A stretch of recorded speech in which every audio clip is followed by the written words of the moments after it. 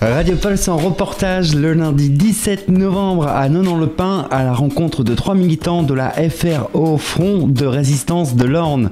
Ils s'opposent à la plantation de la décharge GDE.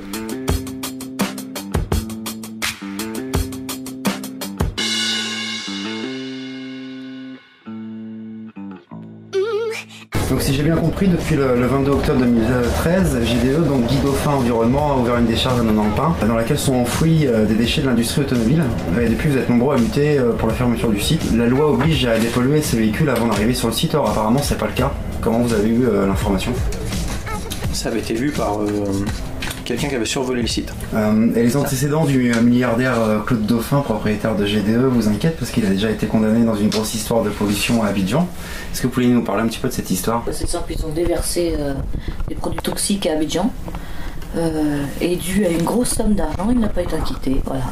En particulier, j'ai une poubelle, on va dire sur le lieu public, il se fait tout de suite, il passe tout de suite à casse-prison, il touche pas les 20 000.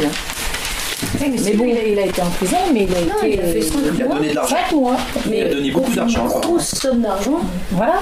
Il est pas tout de suite. Avec l'argent. C'est dégueulasse. Enfin oui, il a acheté le gouvernement quoi. Alors, Nonant-le-Pin, c'est un lieu qui est très réputé pour l'élevage de chevaux, entre autres. Est-ce que vous pensez que l'installation de cette décharge risque d'impacter fortement un des rares secteurs économiques qui fonctionne bien quand même dans le département ? Ah, forcément. Mais c'est pas spécialement que les chevaux, parce que les chevaux, il n'y a pas que ça dans la vie. Pas que ça. Et les riverains, les gamins et tout le monde quoi. Puis Argentan, parce que M. Lambert s'inquiète de la qualité de l'eau. Donc c'est qu'il y a un problème. S'il n'y avait pas de souci, il n'aurait pas demandé au préfet de... Exactement. Il n'y a pas de fumée sans feu. Hein. Alors. Notre combat, c'est ni ici, ni ailleurs, mais autrement. Ça veut dire que ce site a ouvert alors qu'il n'est même pas capable de traiter des déchets. Il le sait, mais il le fait pas. Parce qu'économiquement, c'est pas rentable. Ça coûte trop cher. Donc pourquoi le faire ? Il existe des sites qui traitent ce genre de merde. Donc pourquoi pas offrir ces merdes aux sites qui savent les traiter ? Tu peux pas faire des millions de bénéfices en traitant les déchets correctement. C'est pas un secret. Et d'ailleurs, il y avait un autre industriel qui avait projeté de créer une décharge à cet endroit. Il a fait une étude et l'étude a donné des éléments. C'était pas possible. Que ce soit la nappe phréatique qui est affleurante, on va dire l'écosystème, la nature de Nonant-le-Pin qui est, c'est vrai, basée sur le monde du cheval. Les zones inondables. Voilà, donc n'importe quel concon serait qu'il faut pas installer une entreprise pareille ici. C'est qu'ils sont tombés sur le bon expert finalement. Parce que les experts de GDE disent que s'il n'y a pas de souci. Oui, mais comme le disait notre avocat, l'expert de GDE est payé par GDE pour dire ce que veut GDE. Voilà. Ah. Donc si l'État avait fait son boulot, aurait pris eux-mêmes un expert qui aurait fait normalement la part des choses. Et la justice aurait décidé que non, ce n'est pas un coin pour ouvrir cette entreprise. Et puis basta. Donc vous êtes à peu près 300, vous relayez depuis 2 ans pour bloquer l'entrée de la décharge au camion. Alors comment vous êtes organisé ? Ça a commencé en 2006-2007 avec la naissance de Nonant Environnement. C'est une association tenue par Noël Sandoz. Étant donné que le préfet de l'Orne qui était mis en place, c'était Maréchaux, qui lui par contre avait décidé que c'était non. Après vous connaissez un petit peu les faits.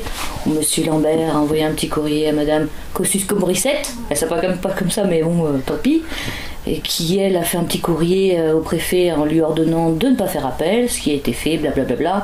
Et on arrive où le site a ouvert, alors qu'il n'était même pas terminé. Et je vais le rappeler, parce qu'il faut le rappeler, les médias ne le font pas assez, on a eu un décès. Voilà, un vigile est décédé dans une alvéole parce qu'il n'y avait pas tout mis en place pour la sécurité de l'être humain. Donc ça, faut le dire. L'enquête est en cours, donc on ne sait pas à qui on les tord, mais il n'empêche qu'un être humain a perdu la vie. Mais de toute façon, on sait très bien que l'enquête ne donnera rien. Parce que ça va être bien mis au fond d'un trou, et puis comme ça, c'est bon. Ça gêne personne. Voilà. On n'est que des citoyens qui se battent contre l'injustice, donc c'est pas grave.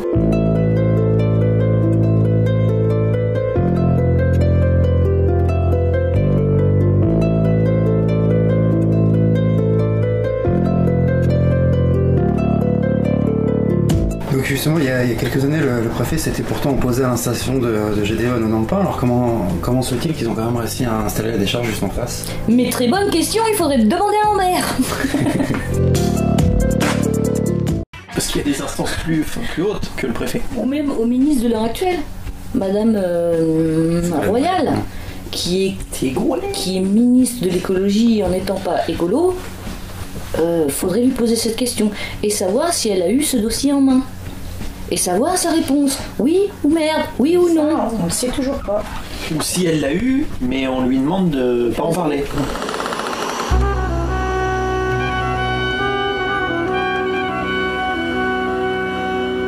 Elle doit en avoir du boulot en ce moment, si vous voulez. Avec tout ce qui se passe. Elle aurait dû s'en occuper quand elle en avait moins. En sachant qu'il va falloir qu'il se grouille parce que le regroupement citoyen va se former. On va se mélanger avec Notre-Dame-des-Landes, tester les 1000 vaches et autres. Et ça va foutre la merde.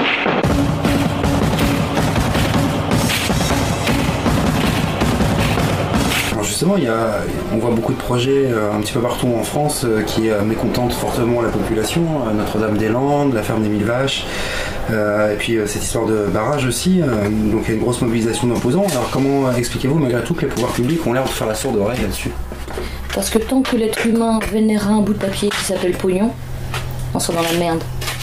Oui, puis aussi il y a un autre problème, c'est que qui est à l'origine de Notre-Dame-des-Landes? C'est quelqu'un du gouvernement, et c'est Vinci. Donc c'est un groupe c'est énorme le pouvoir qu'ils ont. GDE, c'est une entreprise qui est multimillionnaire. Après, le barrage de Sivins, c'est encore des gros groupes. C'est pour ça aussi que ça... Parce qu'après, ils font du chantage. Si vous le faites pas, on va licencier, machin, un truc comme GDE a l'habitude de faire. Après, voilà, pourquoi l'État, il dit ça? Parce que l'État, il touche son fric derrière. Il s'en fout.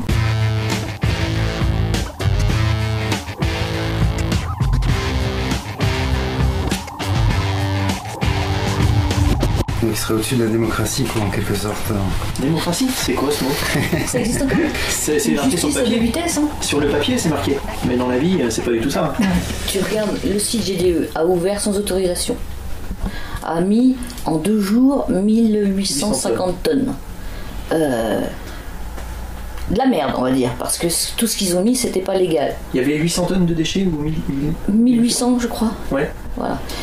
Toi, particulier, tu vas bloquer une route, enfin, on va dire un accès à un site qui ne devrait pas ouvrir, et encore, ton blocage ne bloque rien puisque tu laisses passer les véhicules, et ben en un mois, hop, tu passes devant le procureur.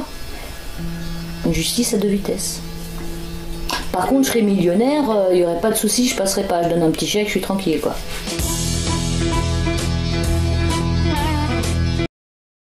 Alors tout à l'heure, vous me disiez que Alain Lambert a récemment demandé au préfet de se préoccuper de la qualité de l'eau autour du site de GDE. Garantir la qualité de l'eau. Garantir la qualité. Ça semble vouloir dire qu'il a quand même conscience que cette déchetterie peut être nocive pour c'est surtout qu'il veut se protéger. Oui, il veut se protéger. Les élections arrivent. Ah oui. Mais c'est surtout qu'il a été mis au pied du mur, au pied du mur, on va dire, dos au mur, par le courrier des... Il est acculé là, il est bloqué là.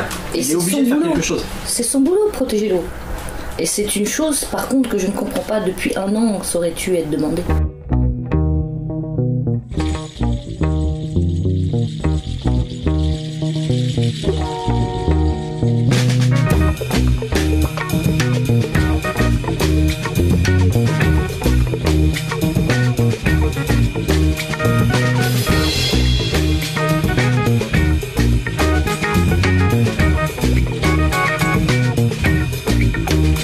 De quelle manière les auditeurs peuvent vous apporter leur soutien, comment ils peuvent vous contacter, de quelle manière ils peuvent vous aider s'ils souhaitent venir vous donner un coup de main par exemple? Les agriculteurs?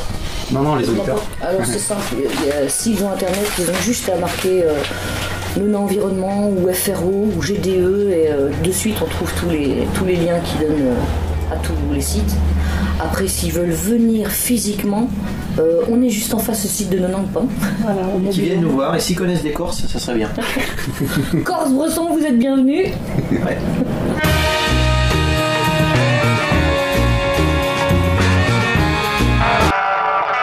Radio Pulse à Nonon-le-Pin, lundi 17 novembre 2014. Nous sommes en compagnie de 3 militants de la FRO, Front de Résistance de l'Orne. On en appelle le mouvement citoyen, ouais. Je pense que il faut des gens qui n'ont pas peur d'avoir des soucis avec la justice. Le mouvement a été depuis le départ un mouvement citoyen pacifique. Là, depuis un certain temps, c'est un mouvement citoyen pacifique mais actif. Et si les politiques se cachent toujours derrière la justice, ça va être un mouvement citoyen. Oh putain, ça va chauffer. Mais il faut que les politiques se brouillent quand même. Hein. Et que la justice arrête de prendre parti et faire son boulot. Voilà. Et qui se disent pas, on va les user parce qu'on s'en fout. Hein. Il y a l'électricité, il y a le chauffage, on peut passer à notre hiver. Et puis c'est surtout ce qui est étonnant, c'est que dans une assemblée de 300 personnes, c'est qu'on s'entend très bien. Que ça soit dans... On a tous des religions différentes, une éducation différente, un niveau social différent. On n'est pas tous dans le monde du cheval, hein, mais on est tous concernés. Bah oui, parce qu'on se bat, c'est un combat en plus pour tout, que ce soit l'écosystème, l'avenir des mondes, la planète, les emplois, mais vraiment ça englobe tout. Donc tout le monde se sent concerné, même moi qui habite à 33 km d'ici.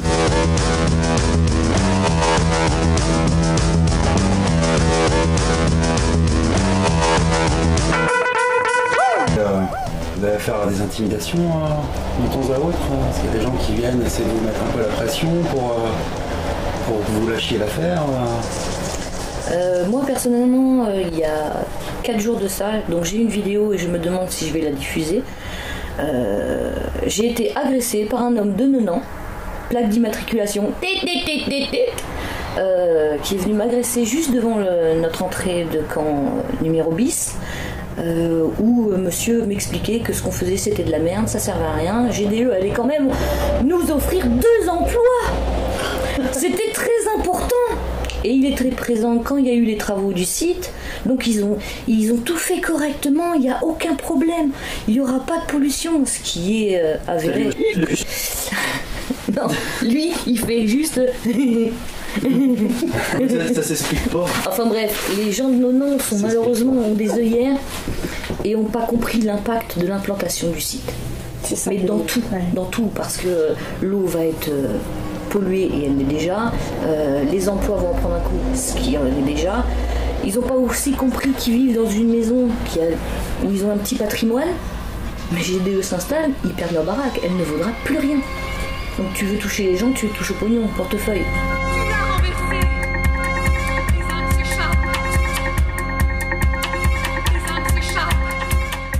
On vit en Normandie, mais il faudrait qu'ils se réveillent. Comme j'adore la Normandie, j'adore la France.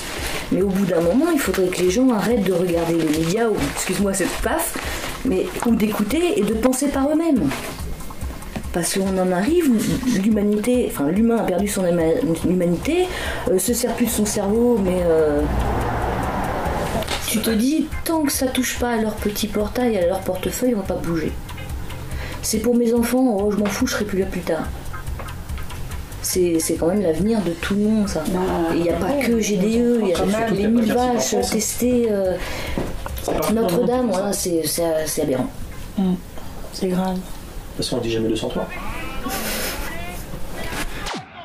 Donc le site n'a pas l'air approprié au vu des dernières informations. Par exemple, là, juste derrière, je vois des photos avec des bâches qui sont censées préserver le sol, qui sont à moitié déchirées avec l'eau qui déborde, qui repasse par-dessus. Et j'ai vu sur France 3, donc là, il y a une autre photo juste là-haut avec les camions qui jettent tout leur contenu, donc des morceaux de voiture broyés, des pneus. Et justement, notamment, il y a des pneus. Et normalement, ce genre de décharge ne doit pas accueillir de pneus, par exemple. Non. C'était censé être des RBA, donc RBA, résidus de broyage automobile. Donc des tout petits bouts. Et quand un des experts est passé pour récupérer quelques cartons de déchets au tribunal, on a bien vu qu'il y avait les aérosols, les têtes de poupée, les chaussures. Non mais c'est dans les voitures ça. Les voitures, la Chevy 307, elle est fournie avec des poupées dedans. Voilà, donc si un jour t'as un cadavre, c'est pas grave. C'est plus un cadavre parce que quand c'est passé dans la machine magnifique et magique de GDE, c'est devenu des résidus de broyage. Voilà. Donc tu avais Nicolas Thibault qui travaille pour la société GDE, qui était mis devant le juge qui lui demandait c'est quoi ça en lui montrant une photo. Sur la photo il y avait tout simplement une chaussure et tu avais Thibault qui disait c'est un résidu de broyage. On réitère la question, non mais c'est quoi sur la photo? Un résidu de broyage. Et t'as le procureur qui explique, mais moi je vois une chaussure. Mais quand tu Mais travailles quand chez c'est GDE, passé- tu non, non. vis GDE, tu penses GDE, ta vie c'est GDE. C'était pire, c'est toute chose qui passe dans la broyeuse n'est plus ce qu'il était au passage. Ça devient un résidu de broyage. Donc moi je suis partie dans mon délire, tu fous un bonhomme dans la machine, c'est plus un bonhomme à la fin, c'est un résidu de broyage. Et ben c'est ça, c'est leur logique. C'est aberrant. Ou alors on comprend pas. Bah, je crois qu'on comprend pas. Mais on est de la populace, nous. Oui, c'est pas Oui, c'est vrai, on a la populace. On sait pas lire, on sait pas écrire.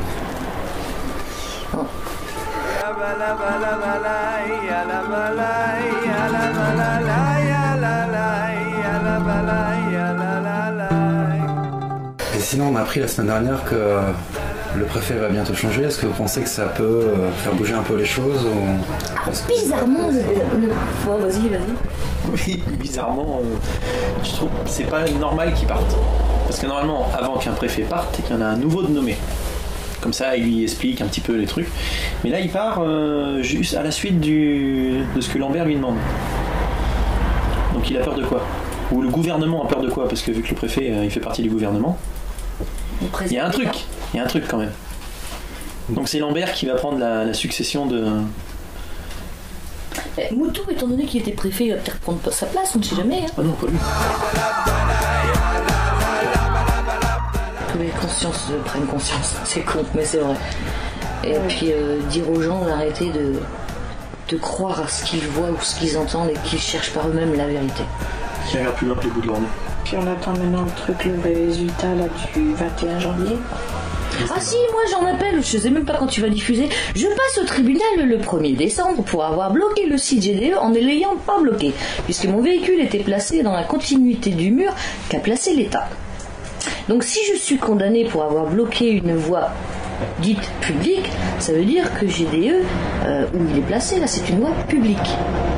Donc se permet de piquer un terrain public. Avec l'accord du préfet. Ah. Et du conseil général. Par contre, si c'est privé, je ne devrais pas être inquiété puisque je bloquais un terrain privé et non public. En sachant qu'à l'heure actuelle, ce n'est ni privé ni public, c'est un no man's land. Puisque GDE a abandonné le droit, on va dire, de prouver que c'était leur terrain, puisque dès l'ouverture, si GDE doit ouvrir, normalement il y a un rond-point là. Tant que le rond-point n'est pas fait, GDE n'a pas le droit d'ouvrir.